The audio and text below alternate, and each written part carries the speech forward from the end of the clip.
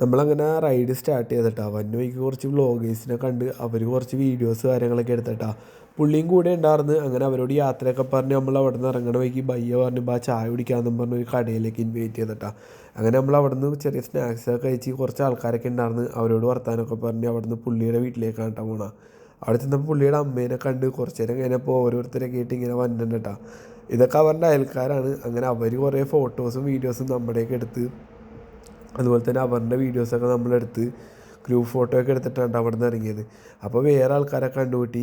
അങ്ങനെ നമ്മൾ ലങ്കപ്പാറ എത്തിയിട്ടാണ്. ലങ്കപ്പാറ എത്തിയപ്പോൾ നമുക്കൊരു നല്ല സ്വീകരണം കിട്ടി. അവിടെയുള്ളൊരു ക്ലബ്ബ് ഉണ്ടായിരുന്നു, അവരുടെ സ്വീകരണം കേട്ടോ.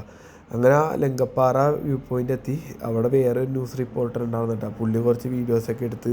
ഈ കാണുന്നത് ഭൂട്ടാനാണ് കേട്ടോ. അടിപൊളിയാണ്. ഇവിടുന്ന് നമുക്ക് നടന്നു ചെല്ലാനുള്ളൂ ഭൂട്ടാനിലേക്ക്. കുറച്ച് നേരം കഴിഞ്ഞപ്പോൾ അവിടെ നിന്ന് നമ്മൾ ഇറങ്ങി നേരെ നമ്മൾ പോകണ വഴിക്ക് ബയ്യ കുറച്ച് ഭൂട്ടാൻ കറൻസി കാണിച്ചിട്ടാണ് 50ൻ്റെയും 100ൻ്റെയും. അങ്ങനെ അവിടെ നിന്ന് നമ്മൾ നേരെ ഇറങ്ങി. അത്യാവശ്യം ഇരുട്ടിയേട്ടാ. പോകണ വഴിക്ക് ഈ ഒരു ബയ്യനെ കണ്ട് പുള്ളിയുടെ കടയിൽ നിന്ന് പുള്ളി കുറച്ച് സാധനങ്ങൾ പാർസലാക്കി തന്നിട്ട പാവം.